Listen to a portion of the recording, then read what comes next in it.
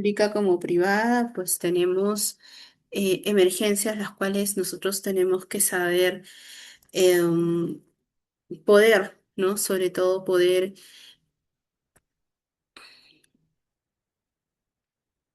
las cuales nosotros podemos tener estas situaciones o cada caso clínico, el cual nos va a deslindar a nosotros poder referir de manera oportuna o ver si estamos en un establecimiento de tercer nivel, pues poder iniciar este tipo de tratamiento, este tipo de manejo, sobre todo que es un manejo en conjunto. ¿Sí? Ok, entonces, ¿qué es una emergencia obstétrica? ¿No? La emergencia es un estado crítico que pone en peligro inmediato lo que es la vida de la mujer embarazada y el producto del embarazo, parto o puerperio, requiriendo así una atención médica y o quirúrgica urgente e inmediata, ¿no? Según la OMS, entre el 15 y el 20% de todos los embarazos pueden complicarse sin causa predecible. Esto es algo que en realidad a nosotros nos preocupa, ya que estamos frente a una crisis en la que lo que nosotros buscamos en nuestras gestantes, pues es que todo vaya bien, que todo esté ok y está atendiéndose, pero tenemos que estar atentos frente a estas emergencias. O sea, de 100 embarazos, estamos hablando de que 15 gestantes se nos pueden complicar, de 15 a 20, o sea, es un número regular.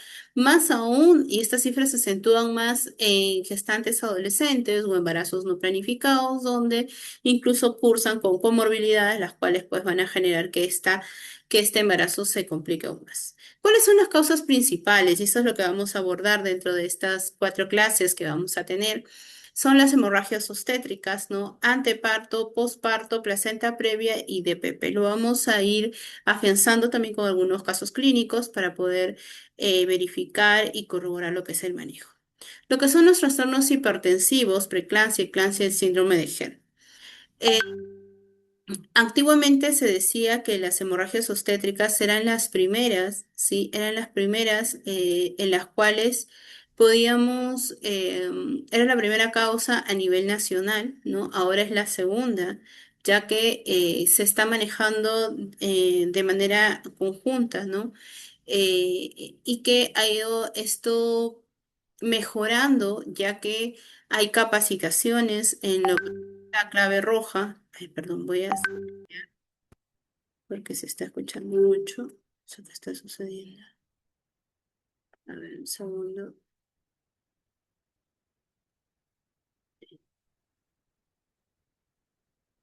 Un segundo.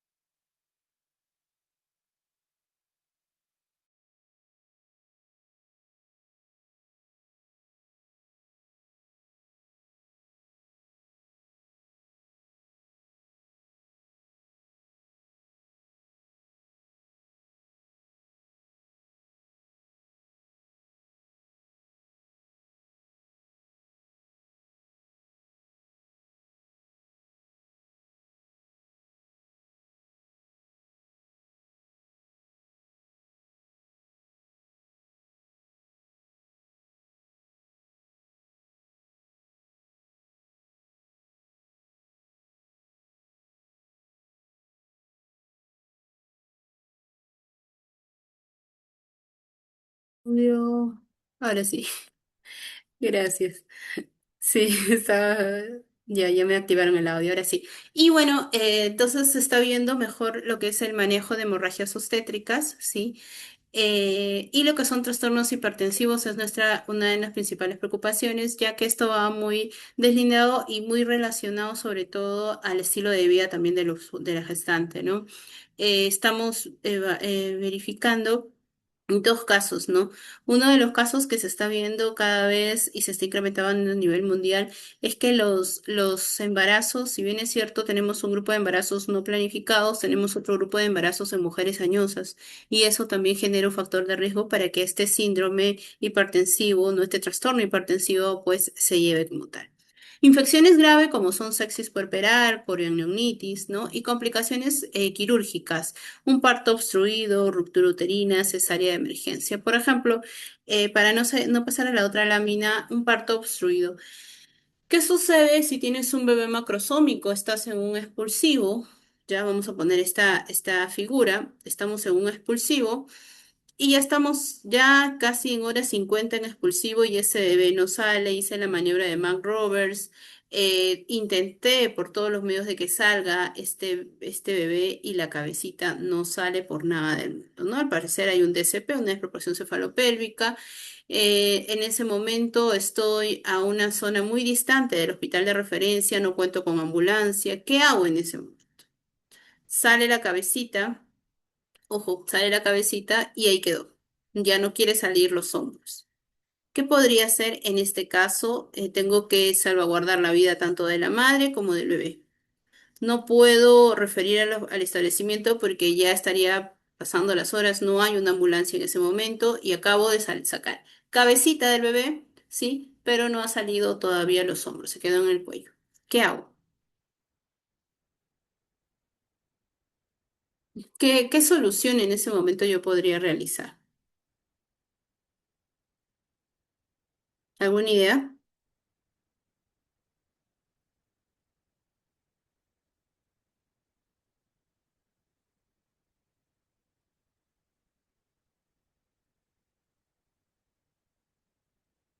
¿Qué hacemos?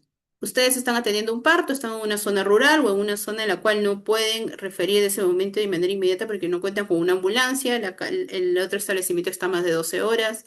¿Qué hacen? Sale la cabecita y no sale el cuerpo. ¿Qué hacen? ¿Qué hacemos? ¿Qué hacemos? Soluciones. Les cuento porque esto es un caso, y todos los casos que les voy a ir comentando son casos que en realidad se han dado en la práctica, no solo con yo solo he estado un año en el CERUNS, en zona rural, no he estado más tiempo, pero sí también he tenido la experiencia de mis alumnas que han estado en zona rural y que he tenido que monitorizarlas y lo bueno, gracias a Dios que ahora hay celular. Hay señal, ¿no? Porque yo en mis épocas ni siquiera había señal de celular. ¿Qué dicen? Fractura de clavícula, contrarrotación, ya, Jocelyn ya intentamos la contrarrotación, ya se intentó la maniobra de Mark Roberts, ya se intentó todo para que salga ese bebé. Ana dice fractura de clavícula. ¿Qué dicen ustedes? Acá estamos todos para aportar, apoyarnos y si nos equivocamos, todos aprendemos. Así que, ¿qué nos dicen por ahí? Epicio, ya, el epicio ya la agrandaron, o sea, no hay forma de que el bebé salga. Ya han intentado, ya el epicio ya la paciente se está desgarrando, ya se va, ese epicio es muy amplia. ¿Qué hacemos? Porque en realidad es el diámetro, a ver, ya que mira. ¿Mm? Podría ser fractura de clavícula, dice Novich. ¿Sí? ¿Todos?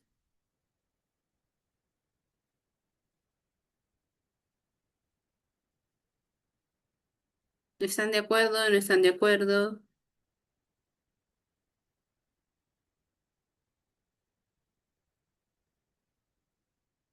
Fractura de clavícula.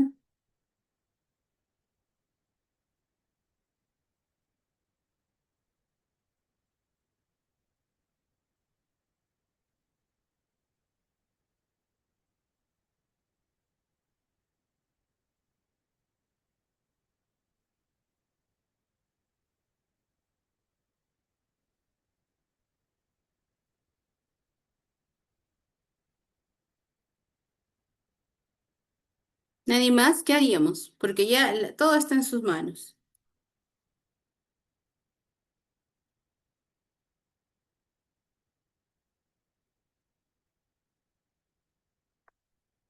¿Qué me dicen? Ah, sin fisiotomía, otra opción, me dicen.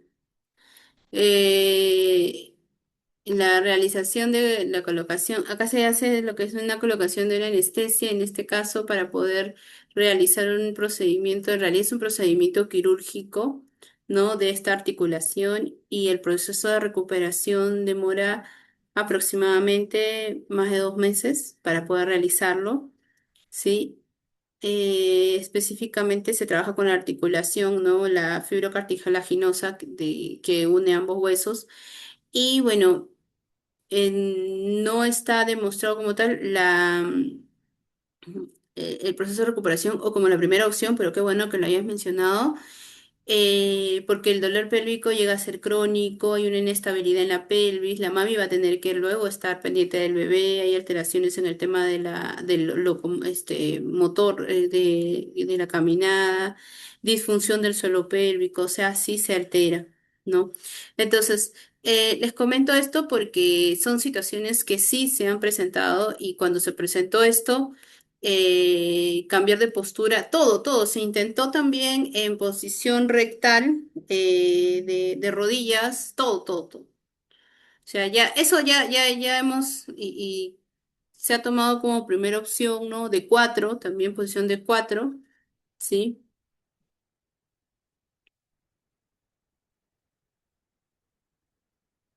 ¿Y qué hacemos en este caso? Les comento porque esto fue algo que se brindó, que se dio en un momento, me escribió una colega que era mi alumnita en ese tiempo, y le hicimos una videollamada. Le dije, vas a tratar de graba al familiar, graba a la paciente lo que vas a hacer con su bebé, porque esto es un procedimiento riesgoso, invasivo, pero a la larga lo que va a generar es salvar vidas. Sí, salvar vidas. Entonces dijo ya, bueno, vamos a...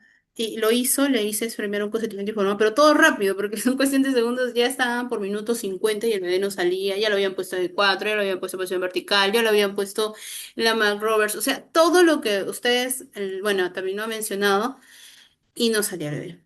Hicimos videollamada, le dije, bueno, sabes,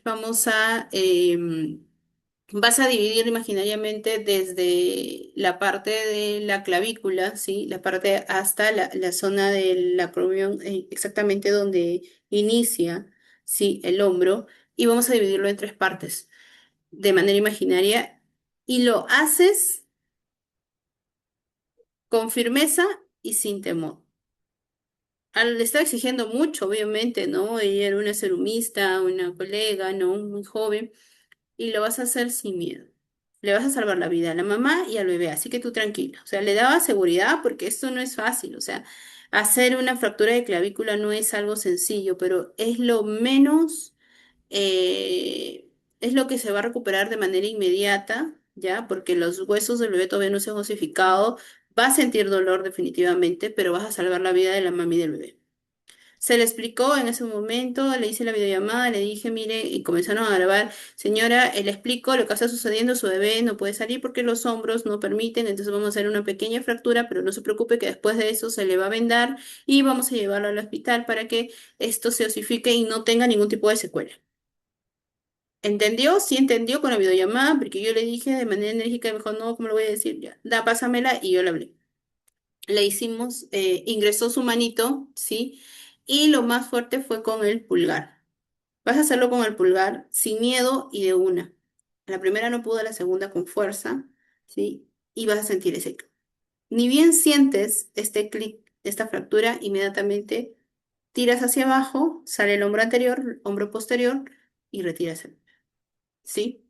Porque ya estaba a minuto 50, el bebé estaba sufriendo, la mami también, y todo era bien.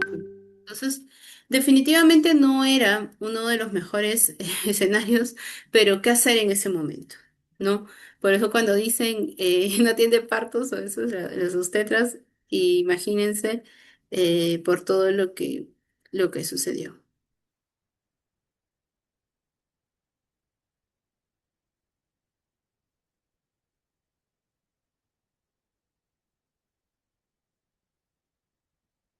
Embolia líquida amniótica o tromboembolismo pulmonar. Entonces ya sabemos y si hubiera una ruptura uterina, ¿cómo es un signo de una ruptura uterina? A ver, ¿quién me comenta para saber? Les comento porque muchas veces la literatura nos dice algo que sí se relaciona con lo que sucede en la práctica. Yo he visto dos casos de ruptura uterina en toda mi vida, yo tengo más de 16 años ya en la práctica, tanto pública como privada, y he visto dos rupturas uterinas, más no he visto. Y los dos han sido completamente distintos. como la literatura uno y el otro me sorprendió bastante. Hemos visto ruptura uterina, alguien, signos. ¿Hay dolor? No hay dolor en la ruptura uterina. Dolor, hipotensión, ya. Se sientes partes fetales, en la consumada ya no hay dolor, no hay dolor. Eso es lo que más nos aleja del diagnóstico, ¿no? Porque a veces no hay dolor, como refieren en la consumada, a veces ya no hay dolor. Entonces, ¿cómo yo voy a predecir? Yo tengo que monitorizar de manera muy meticulosa a mi paciente. Les comento un casito de los dos, ¿cómo fue? Era una paciente cuartigesta, sí, con su cuarta gestación, tenía 36 años, cuarta gestación. eh, Ingresa el jefe de guardia y dice, ya, todas, oxia todas porque yo quiero dormir, así, tal cual. Lo digo porque fue lo que se dio. Y lo firmó, firma en las funciones vitales inestables, iPhone, ya. Y bueno, comenzaron a colocar oxitocina a todas las pacientes. Yo estaba monitorizando a una paciente, la colega a otra, y la paciente que la que estaba monitorizando ingresó en dilatado 4 y tenía buena dinámica, pero adicional a eso le colocaron oxitocina porque le había indicado el jefe de guardia. Entonces yo, bueno, le indicó todo. Y luego yo estaba con mi paciente, ella viene y me conversa algo, y yo le digo, fueron unos minutos así, ni tan largos, fueron cortos, y yo le digo, ¿y tu paciente no se queja? ¿Qué está pasando? A ver, vamos a ver, y fuimos las dos, la dejé a mi paciente todavía estaba estable, era una primi que estaba todavía muy bien monitorizada. Y, y ella llega, ¿sí? Dolor intenso, sangrado, hipotensión, ya, perfecto. Todo lo que mencionan va tal cual como nos indica también la literatura, ojo, perfecto. ¿Y qué sucede?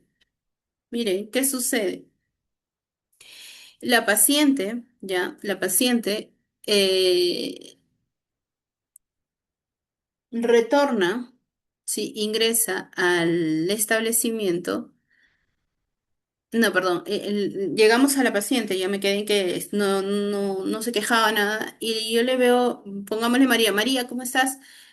¿Todo bien? ¿Ya no te duele? ¿No hay contracciones? ¿Qué sucedió? Me dijo, no, ya se me pasó, pero así, o sea, yo quiero que vean o que escuchen o imagínense lo que les estoy comentando porque a primera instancia no llama la atención. O sea, era una paciente de Cuarti, estaba recién en dilatado 4, y lo que nos dice así toda relajada, ¿no? Pero dice, no, ya no, ya me pasó. Y nos quedamos mirando. Yo le elevo, ¿puedo ver tu barriguita? Sí, le elevo, le saco le subo la sabanita, perdón, su bata, y comienzo a ver tal cual como en las imágenes, en los videos, en las películas de terror, las partes fetales, ¿no? Como dice la literatura. Eso sí vi, partes fetales, cese de contracciones, perfecto, y así es. Cese de contracciones, y ya no había dolor. Y yo comienzo a ver, y ya un poco más, y me daba las 5 el bebé porque salió todas las partes fetales. Yo me quedé así, la miré, inmediatamente le tomamos la presión, estaba en 80-40. Veo, le voy a abrir el pañalito, le digo, voy a abrir el pañal. Veo pañal y nada de sangrado. Porque una de la característica de la ruptura también es el sangrado. No había sangrado. Le cierro y comienzo a mirar latidos. Su presión estaba en 80-40 y sus latidos estaban por 81, 82. Inmediatamente le dije, bueno, sí, va a pasar a sala de operaciones y ella se queda así, pero ¿por qué? Si yo estoy, pero ya comenzaba a desvanecerse, o sea, todo era en cuestión de segundos. El- Parece que o sea, era un tema hasta decirlo, ¿cómo le iba a decir? Su útero se está rompiendo a causa de la oxitocina que le acabamos de administrar, porque a la larga fue eso. Entonces, era hablarle de la mejor manera y decirle, bueno, voy a pasar a la sala de operaciones porque parece que como usted ha tenido, o sea, fue lo único que se me ocurrió, como usted ha tenido 4 bebés, pues el útero ya no es el adecuado, ¿no? Y ha producido aparecer una ruptura uterina, entonces vamos a pasar a la sala de operaciones de emergencia. La señora abrí código rojo y grité ruptura uterina. Ahí perifonean como era en un establecimiento nivel 3 especializado, perifonean y en menos de 10 minutos entró a sala de operaciones. Entró a sala de operaciones, la llevamos a la paciente, todo, yo estaba muy nerviosa, nos vio el esposo por ahí pasando, íbamos avanzando y yo le dije la colega, la colega de verdad se puso muy nerviosa, entonces era como que era mi paciente, pero no era ni realizada mi paciente porque yo no la estaba monitorizando, pero traté de apoyarla, ¿no? Obviamente. Y digo, ya, llévala, llévala, corre, corre, corre. Y la llevó hasta sala de operaciones y nos vio pues todos asustados, apurados, ¿no? Porque centro obstétrico a sala de operaciones era un tramo, ¿no? Y hablar con el esposo y le digo, bueno, señor, lo que sucede, no se preocupe, estamos en un hospital especializado, pero su bebé, el útero de su esposa, pues al parecer ya se ha sobredistendido mucho porque ya ha tenido tres partos, tres embarazos, tres partos vía vaginal. Y bueno, ya no tiene la misma tonicidad. No entiendo, me dice. Y yo decirle, yo tampoco, aunque qué tanta bulla. Yo le decía, bueno, lo que sucede, sí, lo que sucede es que es como un polo, le dije, ¿no? Me dijo, ¿cómo? Es como un polo que lo usas demasiado, se sobredistiende y entonces eso es lo que se da, ¿no? Entonces esto de verdad a nosotros sí nos preocupó bastante. Me dijo, ¿pero qué? ¿Se rompió? ¿Pero por qué? ¿Qué ha pasado? Que no sé qué. Si yo la traje ni tuvo contracciones. Y yo le digo, bueno, a veces se da esto. Y más con ella. ¿Qué sucedió? Les comento. La paciente ingresó, estoy cerrando y sigue escuchando. La paciente ingresó y, y la paciente ingresó a sala de operaciones y después de esto hacen el informe patológico, ¿no? Porque ahí no quedaba todo. El esposo estaba, pero por más que intenté apaciguar la situación, pues no podía dar más datos, no podía decirle fue la oxitocina, nada. Pasó a estudio, hubo una demanda por ahí, porque ¿qué había sucedido? Cuando la paciente ingresa, salvan al bebé, salvan a la madre, pero el útero le hicieron histerectomía. Le hace el informe patológico qué había sucedido con el útero y de verdad era como, no sé si les ha pasado alguna vez han ido de compras en mercado ustedes, o nadie hace mercado aquí. ¿Hace mercado? Pongan sí, no, para saber si están, por favor. ¿Están, no están? Si han ido, están conmigo. ¿Hacen mercado? ¿Han hecho mercado alguna vez? ¿O nadie hace mercado? Sí, sí, ay, ay. Sí, sí cocinan, sí cocinan. Ya. En el estrés de las bolsas y todo, aquí estamos, gracias, Aurora. Eh, ¿Se les ha caído alguna vez una palta o una papaya? Tal cual. Cuando se cae, se abre como un corte completamente irregular, ¿no? Así, tal cual se veía. Y, y cuando vimos ese informe, de verdad el útero estaba destrozado total. Así, partido en dos, casi más de la mitad del útero. Y bueno, la paciente se quedó en UCI porque la estaban monitorizando por todos los paquetes globulares que le estaban transfundiendo. O sea, imagínense que eso hubiera sucedido en otro lugar, no hubiéramos tenido banco de sangre, o sea, uy, la paciente se podía hasta morir. Entonces, ¿a qué me voy? A que nosotros, yo he aprendido creo que en estos años y algo muy importante, a que la paciente debemos de estar pendientes, sí, pendientes de cada una de las sintomatologías, ¿no? O sea, eh,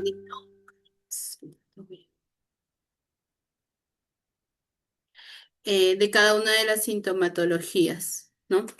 Em, por ejemplo, si nos refiere la paciente que le duele algo, que no le incomoda, si ella ya tenía una buena dinámica uterina, no era necesario colocarle la oxitocina. Sí, pero a veces decimos, o dicen, no, pero lo dijo el jefe de guardia, no, pero el criterio, ¿dónde está? Ya, ok.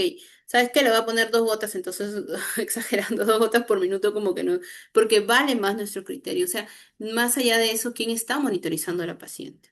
¿No? ¿Por qué tuvo que romperse el útero? La oxitocina no es causa de rotura uterina a menos que fuera abandonada en su atención, sin control de goteo ni monitoreo. Abandonaron a esa parturienta. Víctor, ¿por qué tuvo que romperse el útero? Se rompió, ya, porque ya tenía una buena dinámica uterina. cuando le indican a todas las pacientes de centro obstétrico que le coloquen oxitocina, se sigue esa indicación.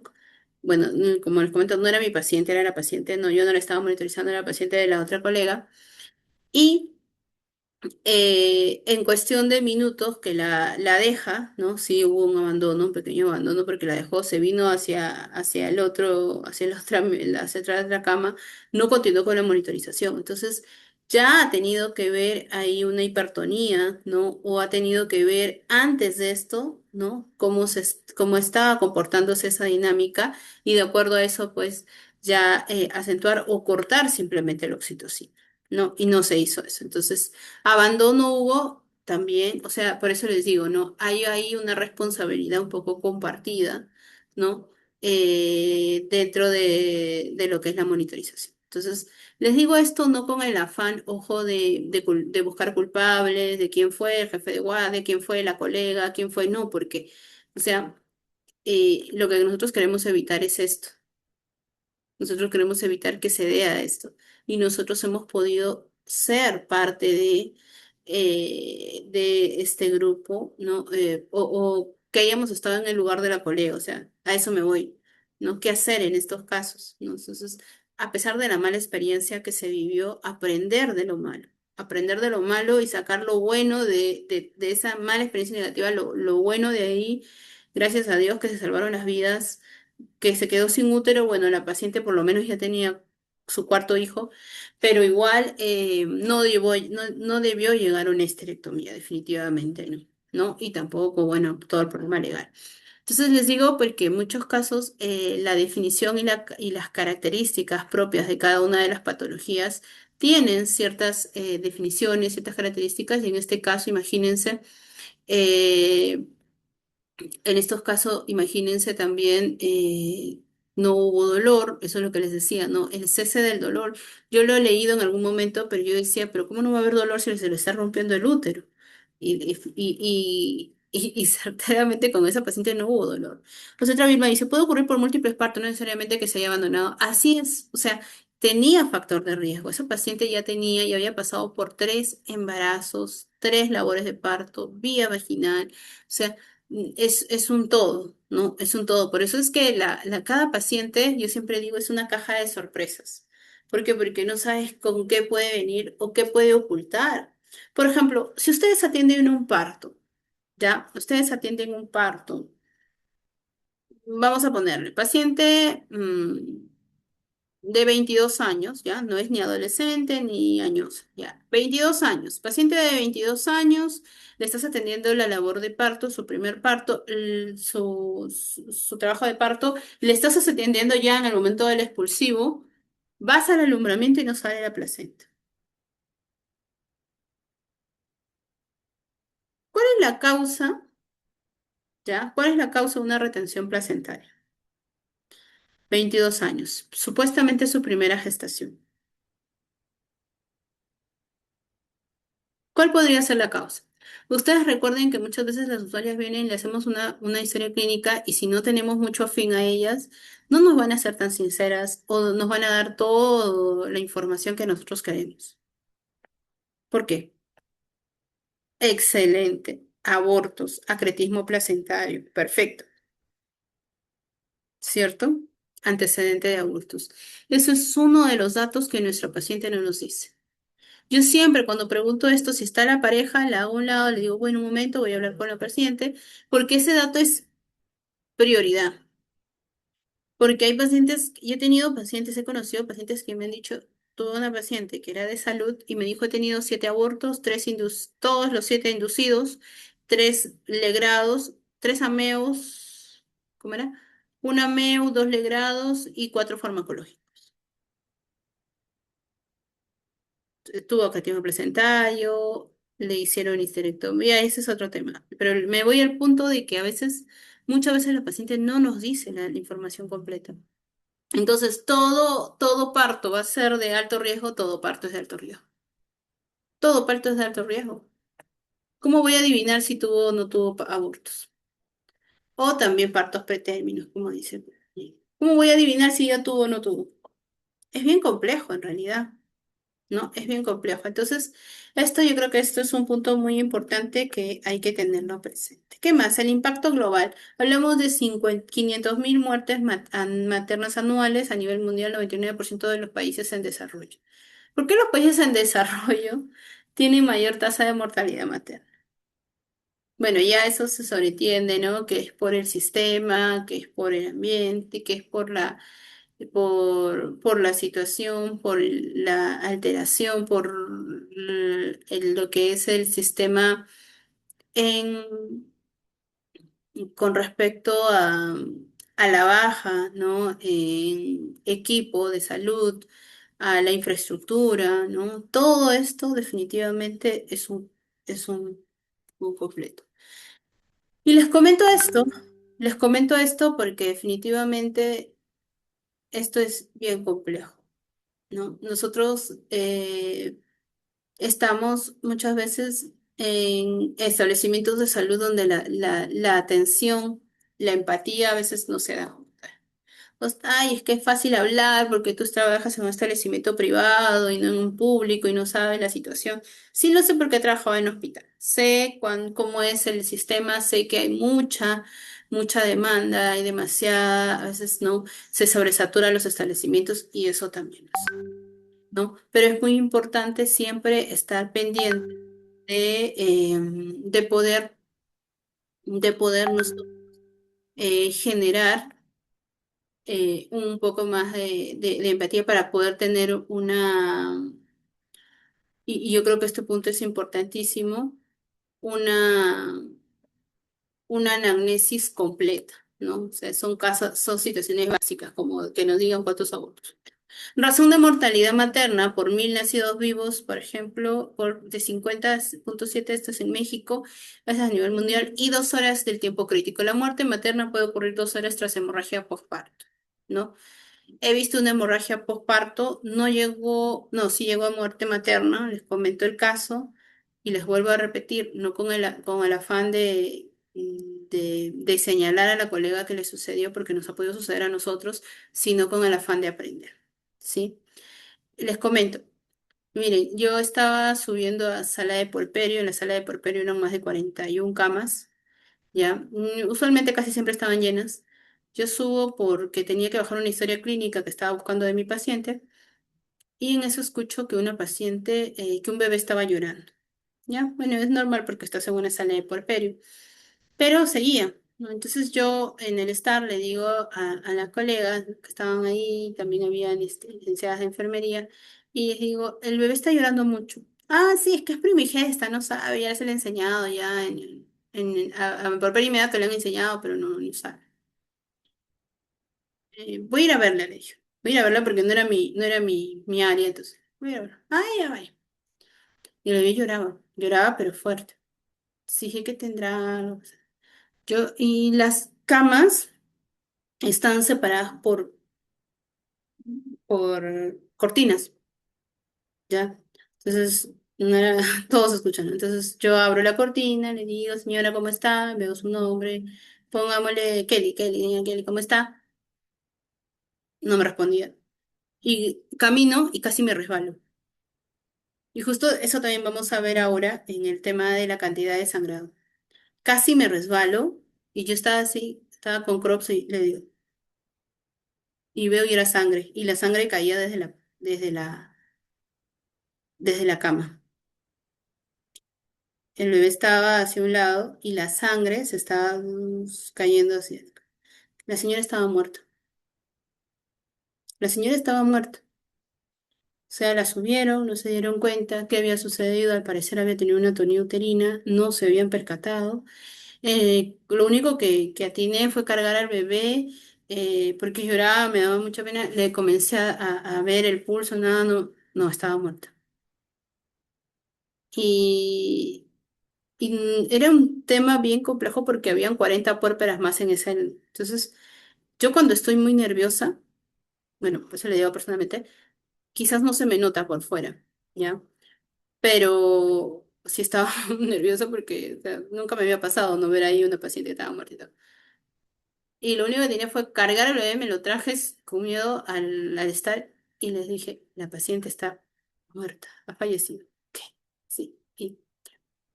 Para que las pacientes, las demás, no hablen, pues, ¿no? Y así fue. ¿Qué pasó? No, se llevaron ya y de ahí ya comenzaron a hacer todo el procedimiento, llevarse a la paciente y todo. Yo llevé al bebé, les di ya, le entregué y ahí tenían un cunero, una cunita y comenzaron pues a darle su pecho porque el bebé tenía hambre. O sea, imagínense, ¿no? Las 2 primeras horas son vitales, nunca abandonar. Hicieron el seguimiento que había sucedido, que sí, le echaron la culpa a la interna, dijeron que la interna la había monitorizado en el papel inmediato, que no la había visto bien, que seguro solo jaló datos y que la noche y que no sé qué, bueno, un tema.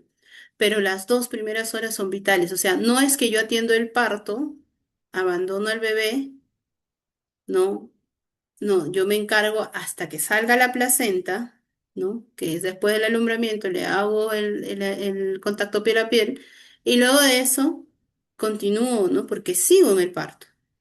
No es que vienen y se llevan al bebé, cortan el cordón, no. O sea, yo sigo en el parto hasta que la placenta no salga. Si la placenta no ha salido, yo no he hecho el manejo, no he terminado de atender mi parto. Porque la que va a firmar ese certificado de nacimiento voy a ser yo, ¿no? Entonces, eh, ¿a qué voy, no? El punto de no abandonar al paciente y que si todo fue bien, todo estuvo perfecto, era una paciente muy joven, era una paciente muy joven y ya, bueno, le hicieron ya lo que era su, su historia, que había sucedido, ¿no? Al parecer le habían acentuado la labor de parto con oxitocina y creo que hizo atonía uterina a causa del exceso de la oxitocina ya en el posparto, ¿no? Esa es una de las causas porque ya no había otro factor.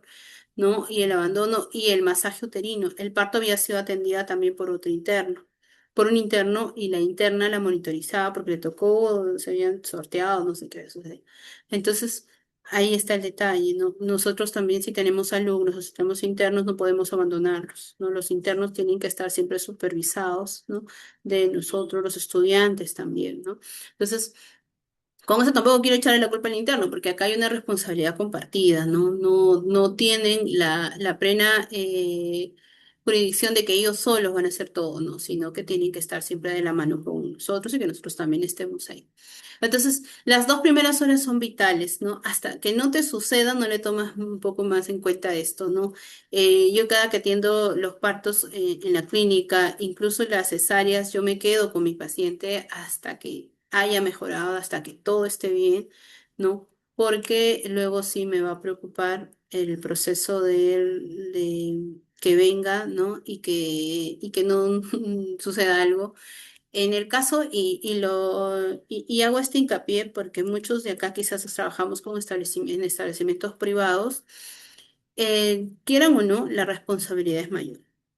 No quiero decir que en un establecimiento público el obstetra o la obstetra no tenga responsabilidad, sino que hay mucha responsabilidad cuando es un establecimiento privado, porque las denuncias son así. Entonces, yo siempre trato, por ejemplo, y esa paciente también estaba anémica. Ella había ingresado a la sala de partos con hemoglobina 10. ¿Ya? Y comento porque esto se ve. Por ejemplo, yo lo que hago para evitar que haya una tragedia, si mi paciente a las 37 semanas no me tiene 13 de hemoglobina, les digo yo, porque lo que hago el seguimiento de verdad y me ha ido muy bien. También esto está corroborado también con la referencia bibliográfica que tiene que tener buena hemoglobina, que no se confíen, ya tiene 11,5 ya está bien, que no. No, 13 miren, con 13 yo estoy tranquila porque al final yo voy a atender el parto.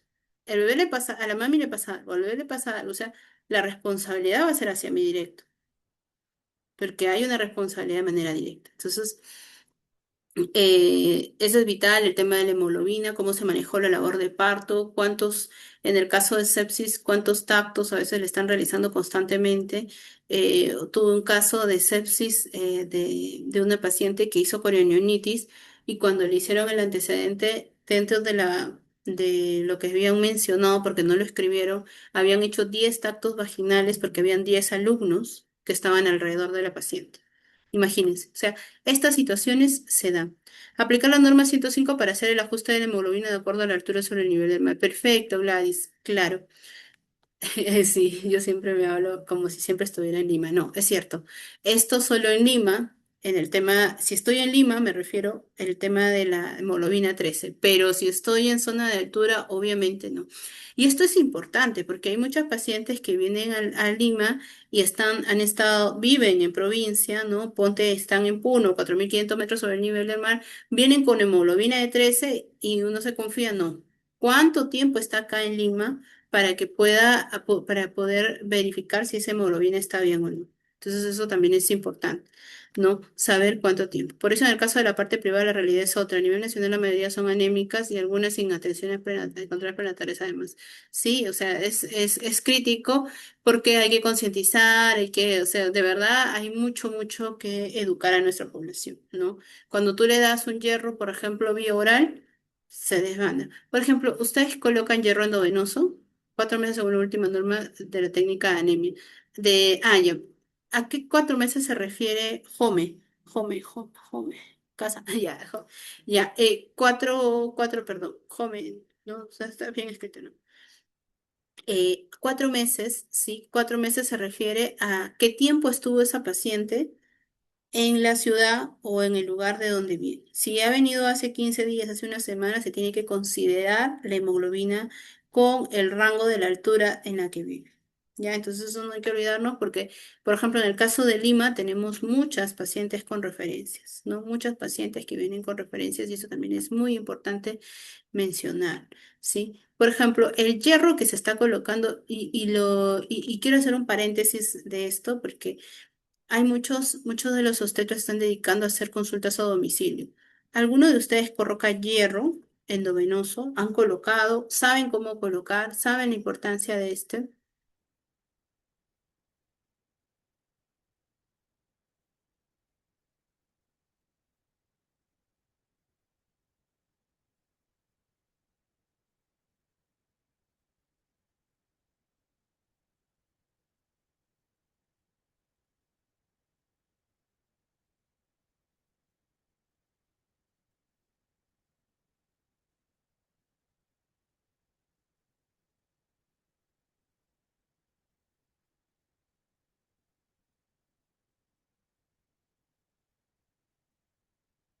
Dicen, hierro sacarato, hay que tener mucho cuidado con el hierro endovenoso, puede ocasionar reacción, dice Lorena. Ya, así es. Hierro sacarato, ya. ¿Y cuánto le colocan? Hemos tenido muy buenas respuestas con esto porque em, y les comento algo que me ha sucedido hace 2 años, no, hace un año, de una paciente que había transfundido sangre, ya era la pareja de una paciente, transfundió sangre en noviembre y muere en enero, ¿ya? Él era de 30 años, su pareja se enteró que tenía VIH después, bueno, ya, el detalle es que él donó sangre porque su primo se iba a operar en noviembre. Y en enero, y en enero muere por una complicación de VIH que él no sabía que tenía, supuestamente. Entonces, yo siempre menciono que es importante evitar la menor exposición, o sea, 1000 veces que te coloquen un hierro endovenoso al riesgo, porque él dejó ahí su paquete globular, o sea, ¿ustedes se imaginan a quién han podido transfundir? Porque no te colocan ahí mismo, no lo colocan a la persona que hay que evaluar. Una ampolla interdiaria, ¿qué tan importante es? Dice Grace. Ten mucho cuidado con el hierro, no puede ganar, se pasa muy lento, Lorena. Claro, sí. Nosotros cuando colocamos el hierro endovenoso, lo que hacemos, ¿sí saben la colocación para comentarles o ya los manejan y no es necesario? A ver, me escriben por ahí. O cómo lo están manejando, si no, seguimos avanzando. Porque lo que es el hierro endovenoso sí lo están colocando mucho. Linda dice, coméntelo, por favor, indique la administración. Coméntelo, colega. Ya, miren, primero que el hierro endovenoso salva vidas. Salva vidas. O sea, yo para evitar todas estas complicaciones, ok, ir ahí, listo. Primero, salva vidas. Yo tengo que cerciorarme al 1000%, miren, ¿saben qué? Lo que está sucediendo con esta paciente, me viene la paciente a las 37 semanas y me viene con una hemoglobina de 10. Ella a sala de operaciones no la van a querer ingresar si fuera una emergencia, porque todo parto tengo que estar pensando de que es 50% vía vaginal, 50% cesárea, así sea parto vía vaginal, ¿cierto? Que va a terminar en sala de operaciones hay un 50%, sí o sí. O sea, ese es me voy. Entonces, yo estoy salvando vidas con un hierro endovenoso. ¿Cuánto cobran el hierro endovenoso? Precios. Primero, ¿cuánto cobran? A domicilio. ¿Nadie? ¿Cuánto gastan? Dependiendo. ¿Alguna idea? Es que el hierro endovenoso se está colocando mucho. Y cuando yo voy a colocarlo, no es lo mismo que vaya a la farmacia y le coloquen, porque en la farmacia no colocan. ¿Por qué? Porque yo voy y yo voy con mi baby Doppler, yo voy con mi tensiómetro y mis conocimientos. Entonces yo no voy a colocar como si fuera un personal que que simplemente sigue. La ampolla cada 48 horas diluida, una ampolla cada 48 horas diluido en 500 de cloruro. Perfecto, Cintia, esa es una de las colocaciones. Entonces, ese es uno de los modelos. ¿Qué es lo que yo hago? Primero, a concientizarla. Ah, ya, el tema de costos, ya. Primero voy a la colocación y luego costos, ya. Si tú le pones un hierro endovenoso, ¿ya? Primero lo que tienes que saber, por ejemplo, y esto es importante, si tu paciente tiene una hemorragia, ¿por qué no le transfunden inmediatamente sangre, si estás en un lugar donde hay un banco de sangre, y primero le hidrata? ¿Por qué le hidratan primero y por qué no directamente le colocan sangre? A ver, ¿qué me comenta? ¿Por qué no hacen eso? O sea, si te está faltando algo, que me reponga lo que me falta, que es sangre. ¿Por qué primero le hidrata y no directo le ponen sangre? ¿Debido a qué?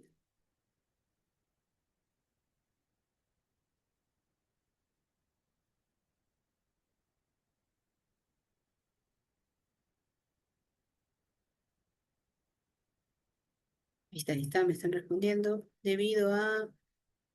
Trato de reponer volumen. Giovanna final. Ya.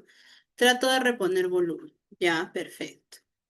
Pero si yo le transfundo sangre, también estaría reponiéndole ese volumen de sangre. ¿Por qué no le transfunden sangre de manera inmediata si es lo que le falta?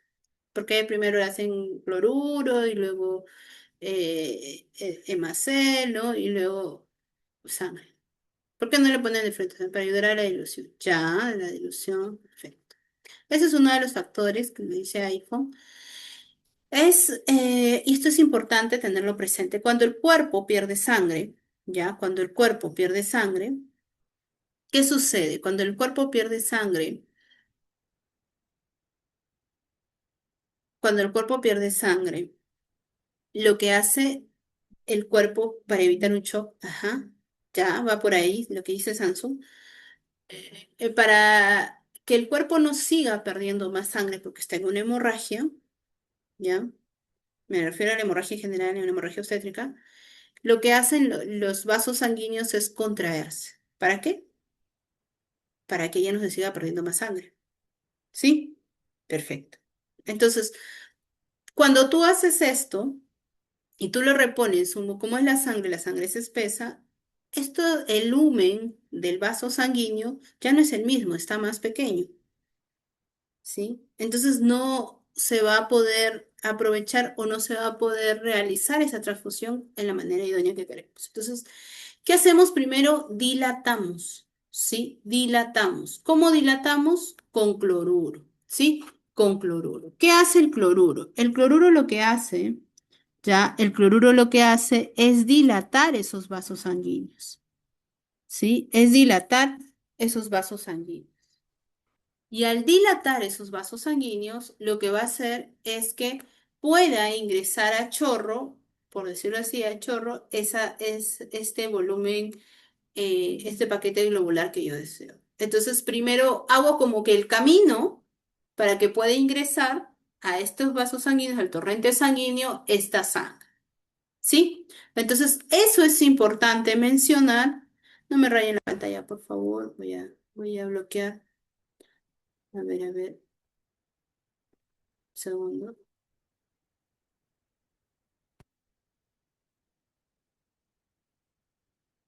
Y ahora sí, nadie va a poder. Y lo que hago entonces es primero repongo volumen, como dicen, líquido, y luego cloruro, y luego ya es lo que es la sangre, ¿cierto? Perfecto. Ok, entonces, lo que vamos a hacer es primero, cojo, miren, no es que estemos, no es que estemos engañando a la paciente, ojo, pero sí que tiene que ver que el trabajo es un trabajo, no es que voy, le pongo la ampolla y ya está, no. O sea, tiene que ser un trabajo impecable. ¿A qué me refiero? Voy con mi cloruro, porque si tú le colocas el cloruro chiquito, que también es válido, la paciente va a decir que por eso me está cobrando tanto. Les digo porque ya conocemos a nuestras usuarias. La paciente cuando tú le cobras, ella se exacerba, pero cuando quiere hacer el baby shower no tiene ni casa y cerca a la cuadra por hacer un baby shower a lo grande. ¿O no? Es nuestra realidad, nuestro paciente. Yo tenía una paciente que no trabajaba, que su mamá tenía que ver por ella, vendía marcianos en la calle y ella se pone a hacer una sesión de fotos de 1.500 soles,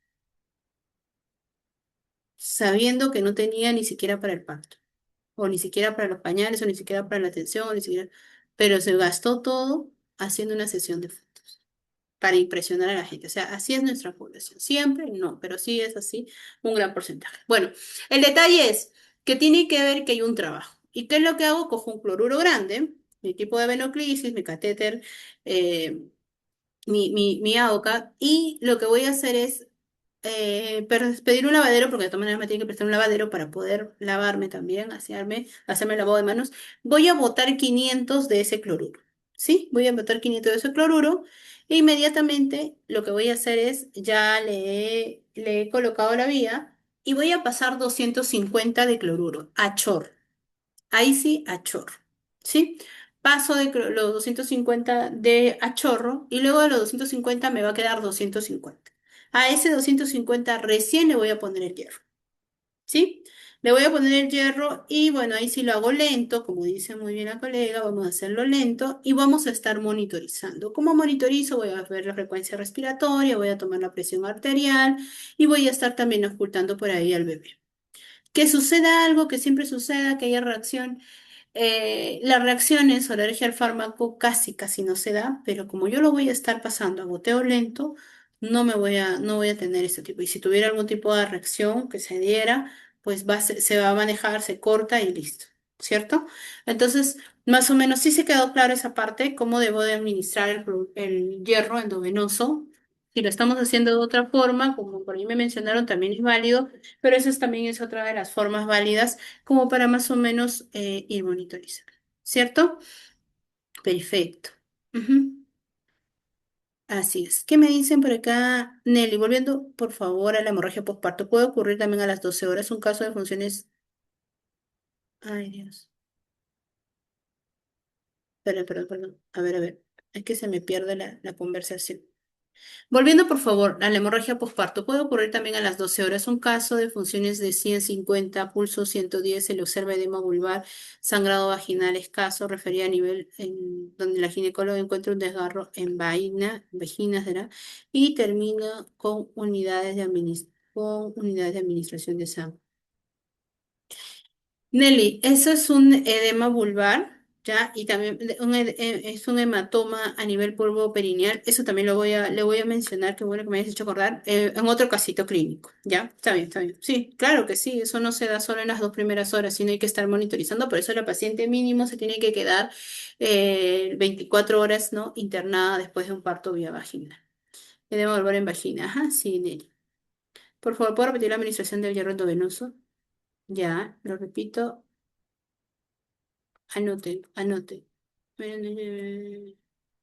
Una ampolla nada más es. O sea, eso es para una administración. Pero, ojo, ustedes le pueden administrar dejando un día 3, dejando un día 5, no hay problema. Ya, otra vez rapidito, compras un frasco de cloruro, ¿ya? Eliminas 500 cc a chorro por el equipo de Venoclis y sale. De esos 500 pasas 250 viendo venoso a chorro y los 250 que quedaron, lo que voy a hacer es colocarle la ampolla del hierro, una nada más, y ahí le coloco. Sí, ahí le coloco el hierro. ¿Hasta cuántas ampollas máximo se puede colocar? Mercedes, si tú tienes a una paciente con una hemoglobina que está pero terrible, incluso a las 2 horas le puedes volver a administrar otra vez. ¿Ya? Si está internada o la vuelves a visitar, a las 2 horas la puedes volver a administrar porque, por ejemplo, ponte, tu paciente tiene 39 semanas, ya está a un respiro de dar a luz, entonces puedes hacer eso. ¿Ya? ¿Cuánto es lo máximo? No hay un mínimo ni un máximo, ¿ya? Pero lo ideal que indican, si vas a colocar, ponte 5 ampollas, pues vas a dejar un día, que es lo ideal como para que la paciente, pues, no tenga ningún otro tipo de efecto. Pero sí ha habido casos en que se han administrado dos. No sé, una cosa, ¿puede utilizar un cloruro 250? Sí, Marga, también, ya, también se usa este cloruro pequeño, pero como les comento, lo ideal es el tema de que tengamos un buen resultado, como es que el lumen del vaso sanguíneo se dilate para que de esa manera pueda entrar todo el hierro y no tengamos temor. ¿En cuánto tiempo actúa después de la aplicación? Ok, Mercedes, ¿en cuánto tiempo actúa? Tú cuando le colocas el hierro endovenoso, aproximadamente la paciente a ver, a las 2 horas ya le están haciendo la hemoglobina cuando está internada y ya hay resultados. Y a las 6 horas ya es lo estable, ¿ya? Em, Antes de sacarle el hierro, antes de sacarle la hemoglobina y que vean si hay o no hay resultados, lo que yo siempre recomiendo a la paciente, más allá de eso, ya sabes que está anémica, que trates de colocarle la mayor cantidad de ampollas que se pueda colocar. Si tiene hemoglobina 10, colocándole un hierro, ¿cuánto lo subo cada ampolla? ¿Cuánto sube? Dependiendo, Claudia. Puede subir 0,5, puede subir uno, dependiendo. Hay también el Ferinjet. El Ferinjet sí te sube hasta 2 gramos, pero ese hierro sí está un poquito más costoso. ¿Ya? Eh, y si es de 500, 250 se coloca chorro, hay un tiempo determinado, luego de los otros 150. Ah, ya.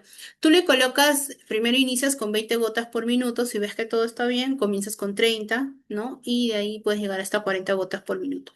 Pero como les decía, ¿no? Es importante que la paciente vea que hay un trabajo de por medio. O sea, no te desesperes porque pase a chorro tampoco el hierro, sino que vea también que hay un trabajo, pues, que se está realizando. ¿Cuánto cobran la aplicación? Ahora tema de dinero. ¿Cuánto cobran? El Benofer es el que más se usa, Mercedes. Es el más económico también. ¿Cuánto cobran? ¿Cuánto cobran? Miren, acá vamos a precios. ¿Cuánto cobran? ¿Cuánto cobran? Acá. Eh, Dios mío. Todo el mundo se... Ya, acá está. Miren. Más o menos, ustedes obviamente no lo van a comprar en Inca Pharma porque lo tendrían que comprar por mayor para que salga más cómodo, pero vamos con los precios más elevados. En el caso del Venofer, ya en Inca Pharma está la ampolla, miren, por 10 ampollas creo que sale acá. Sí, también linda, le puedes sacar. Si la paciente tiene hemoglobina, ¿cuánto podría recibir? Lo más que puedas. O sea, si tú deseas ponerle 5, le pones 5. Acá, por ejemplo, tenemos, ya, pongámosle 400 soles. 400 soles, 5. O sea, son 80 soles cada uno. Con el cloruro, con el equipo de venoclisis y todo, más o menos estás gastando como que 95 soles por ahí. ¿Cuánto le cobras para ir con tu paciente a su domicilio? ¿Cuánto le cobras? ¿Alguna idea? ¿Cuánto le cobras?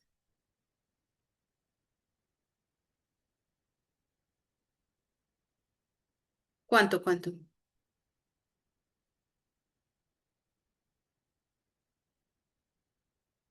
Mm. Creo que es muy importante, Laura Berta, Leslie, ya, si lo estoy leyendo y casi se parecen los mismos, es muy importante concientizar a la paciente. ¿Usted qué me está queriendo decir? Que están cobrando muy poquito. O sea, con toda la aplicación, yo para ya, haciéndole un descuento, pero un ultra descuento, yo le cobraría 499. Pero cuando le dices 500 es exagerado, pero si le disminuyes un sol, ya sale más bonito. Si le quieres cobrar 600 le dices 599. ¿Pero por qué tanto?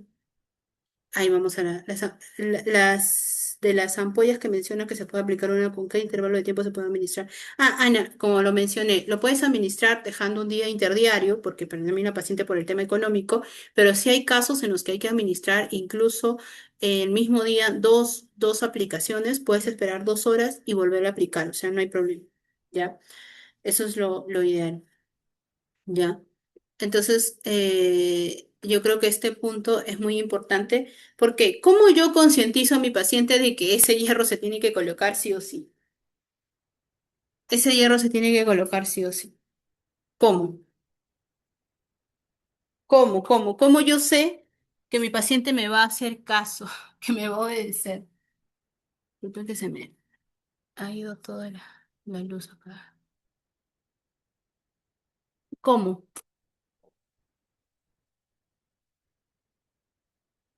A ver, me dicen, no quiero que se mueva mis PPTs. Y ahora sí. Explicando las consecuencias, perfecto. Si mi hemoglobina tiene cuántos de linda, lo más que puedas. 400, ¿cuántas ampollas? Una. O sea, yo estoy hablando solo de una dosis. Yo no le voy a cobrar 439 por 5 dosis, no, una dosis. ¿Por qué? No podemos estar regalando nuestro trabajo. O sea, tenemos que concientizarla. Porque si no es a corto plazo, a largo plazo las consecuencias son fatales. Ese bebé que nazca anémico, ¿cuál es la consecuencia? ¿Qué va a hacer? Congresista, no. Va a tener problemas a nivel del coeficiente intelectual. O sea, yo tengo que concientizar a mi paciente. Mira, por ejemplo, cuando yo le pido un urocultivo, ay, pero tanto por un urocultivo, yo le presento unos PPTs a mi paciente y le muestro, mira, puede darte hasta muerte perinatal. Pero por una infección urinaria, sí, por una infección urinaria. ¿Se dan cuenta? Entonces es muy importante, ¿sí? Es muy importante que yo concientice a mi paciente de saber específicamente que nosotros debemos de hacer valer lo que se está explicando las consecuencias. Yo no le tengo que estar, así es, problemas de aprendizaje. La administración está en paciente global o general, solo en el caso de paciente gestante, por favor. En general, en realidad, pero en gestante y con mayor razón, no le podría cobrar tan cómodo. Bajo peso al nacer, RCU. ¿Y cómo yo le explico eso a mi paciente? RCU, y que ella no sabe ni qué es RCU. Lo que yo voy a hacer es mostrarle un PPT con todos mis imágenes. Esto es lo que sucede si tú sigues así.